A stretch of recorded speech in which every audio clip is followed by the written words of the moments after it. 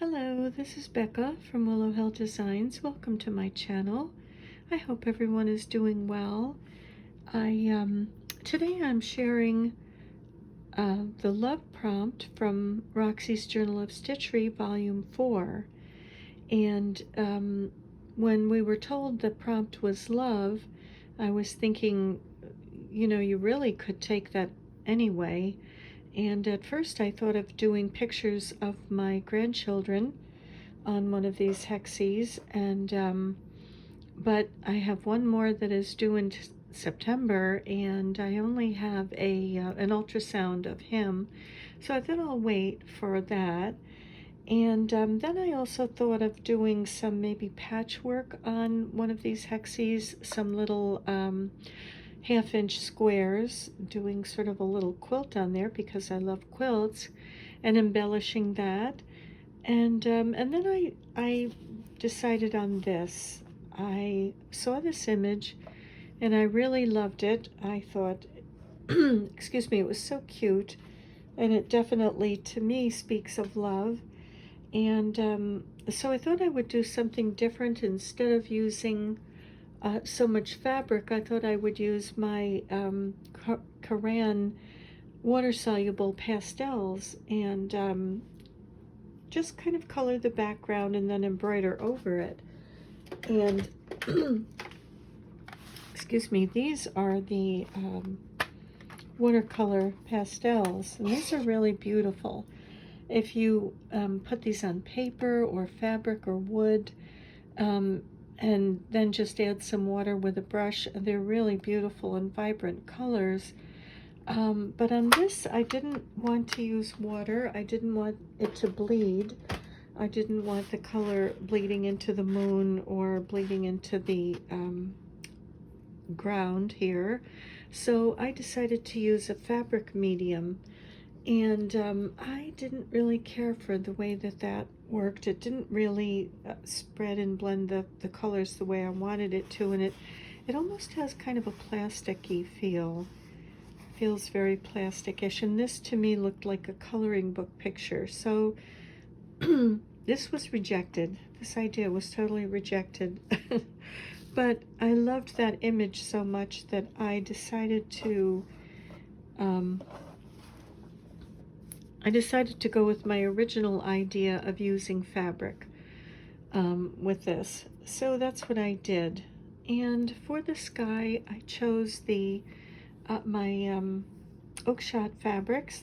They're a cotton woven fabric, and I don't know if you can see the sheen, but I just think they're beautiful. And these fabrics are woven with a one color for the warp and another color for the weft.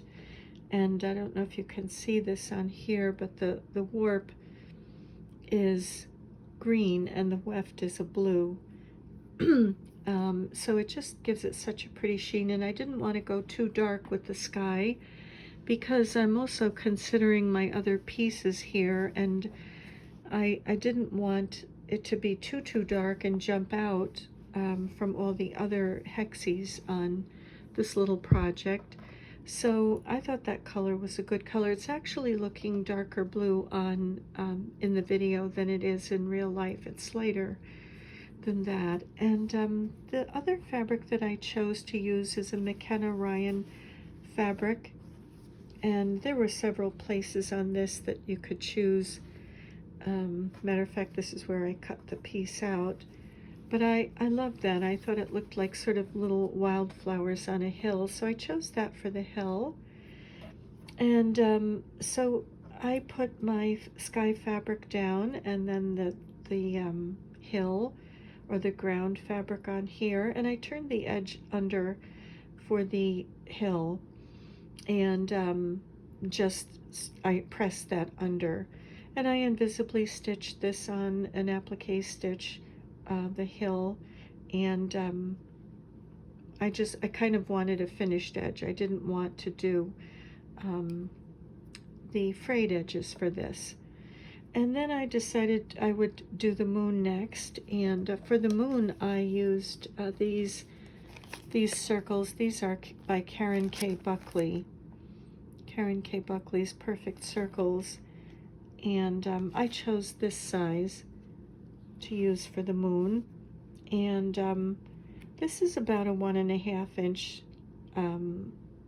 wide circle, or in diameter circle.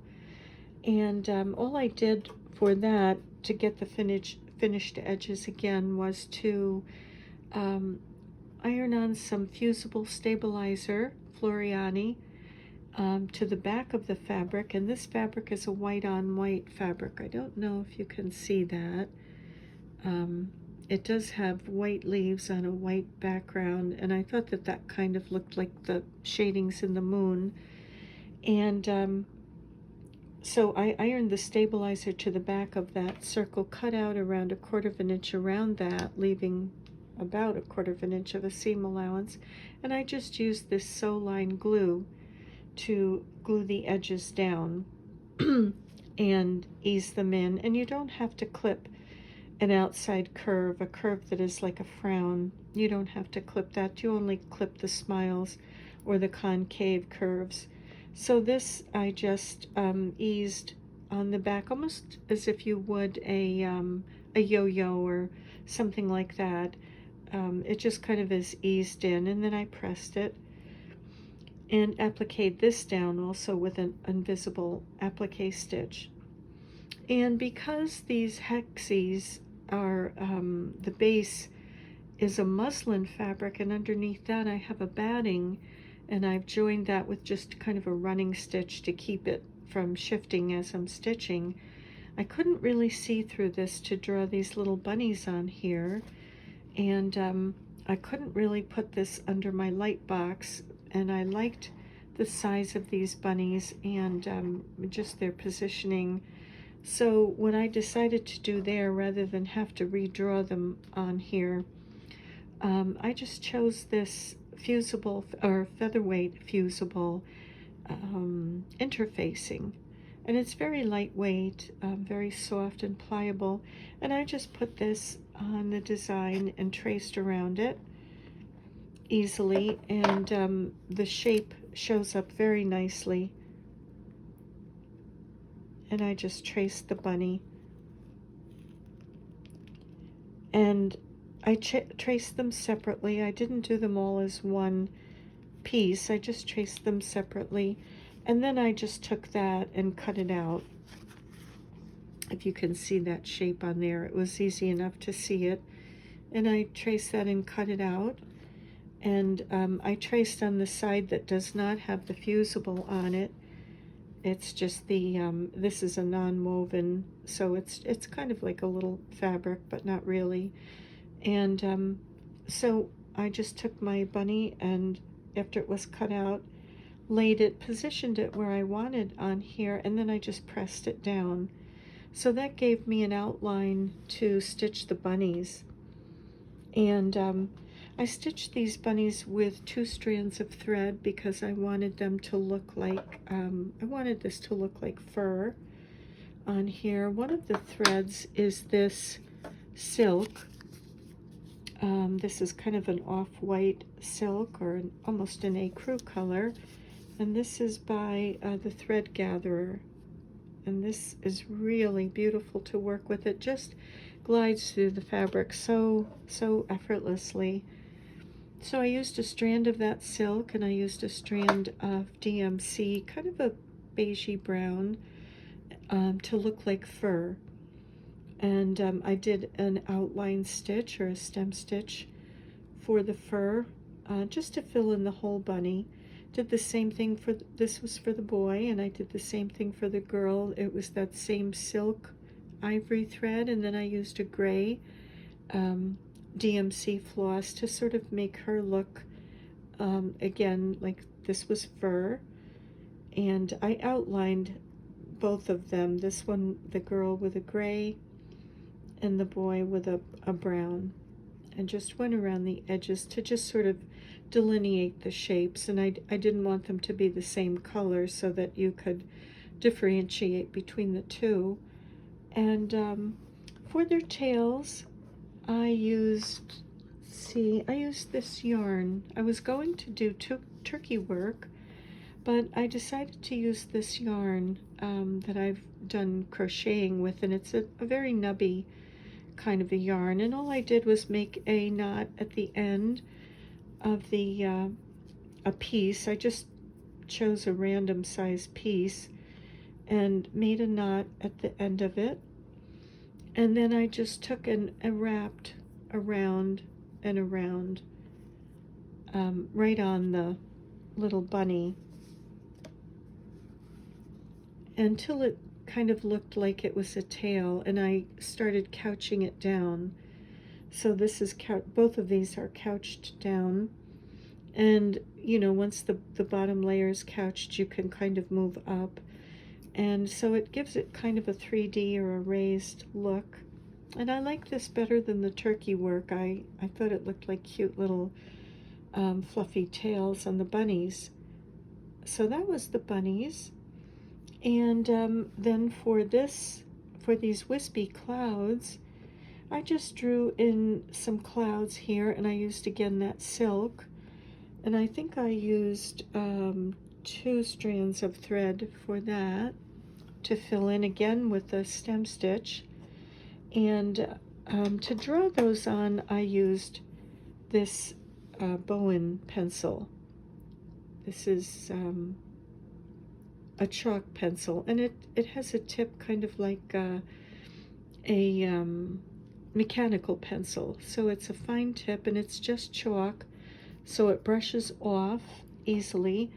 And the reason I use that on this darker fabric is if you use a friction pen on this dark fabric and you don't follow those lines perfectly, when you go to iron it away, you'll have ghost lines left that are kind of an ivory or a whitish color. And I don't know if it bleaches the fabric or if it leaves a little deposit, but you really don't want to use friction on a dark colored fabric. Light is fine, light fabrics. If I even drew on this with a red friction pen and ironed it off, it would be no problem at all. But on the dark fabrics, you really can't use the friction pen, so I used my Bowen chalk pencil.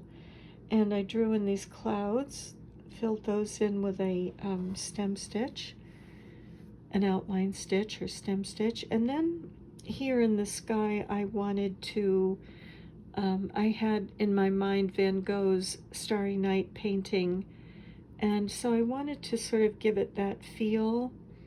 So I drew with the chalk pencil these kind of swirls on here. Now in Van Gogh's painting, he has lots of little dabs of paint that come around, loads and loads of lines of these dabs of paint, and I didn't want to make it too heavy, the stitching, this running stitch on this blue, because I didn't want to obliterate the sky completely.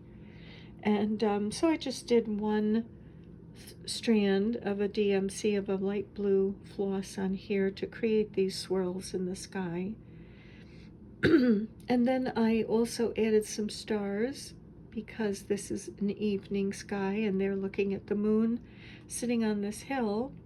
And for these stars, I used my sulky metallic, silver metallic thread, which is really a beautiful thread. It doesn't fray, it doesn't split. It's really just the nicest thread to work with. So I just added some stars in the sky. I may put some stickles in the center of these little stars just to give them a little extra sparkle. A bead was a little too big for that. And excuse me. Next, I drew in the words love in the sky again with the chalk pencil, and I did an outline stitch or a stem stitch with one strand for the letters love. And then, of course, with love, we think of hearts. So I just cut these little hearts out of wool felt. Excuse me, an invisible stitched, can't talk tonight, invisible stitched these on, and you could kind of see the little punctures where the stitches were, and it looked kind of yucky, so Luckily with this wool felt, I could just take my scissors or a needle and just kind of move the fibers a little bit around, and it covered the stitches, the little stitches on there, so they didn't look like they were all pinpricked, the little stitches on there. And then lastly, around the hearts, I did an outline stitch of sort of a rosy colored DMC floss, and I think I used 2 strands on that. Excuse me. So that was the sky. I think that pretty much takes care of the sky. And then down here on the hill, I was going to draw in some greenery, some plants, and then I decided that I would use some lace on there. And I have this lace that I love. I think it's just beautiful. And this is kind of a champagne colored lace. Just has a beautiful sheen to it. There's actually a sheen to this lace. And it's just such a pretty color. I would guess like a champagne color. So I thought that would be perfect for the flowers on this little hill, and looking like moonlight shining down on the flowers. So I just chose some flowers. There are some small flowers in that lace and some larger flowers. And that was nice. It kind of gave a little variety on here. And if I used these fronds, or little kind of leafy bits that are part of the lace as well. I liked the way that they looked. And so I just invisible stitched these down with 1 strand of the silk. Excuse me. And in the centers of the larger flowers, I stitched a clear iridescent sequin, and I don't know if you can see the sparkle on there. I think so. And I thought that was kind of like the moonlight sparkling on them. And I put those in the center because some of the flowers on this lace have a hole in the center. Some have a little hole here, and some don't. Some have a solid center. See if I can find, oh, did I cut the ones off with the solid center? Well, anyway, like this one. Some have a solid center and some have the hole. So in the hole, I was going to put a French knot, and then I decided on the sequin, and I really liked that. I thought it just gives it a nice little sparkle there. And these daisies on here are, they were in the fabric.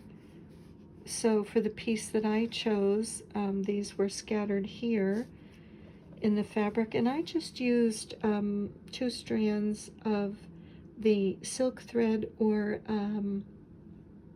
DMC floss, and just did some long, narrow, lazy daisy stitches in there just to make the daisies, and just kind of followed the little image that was on the fabric.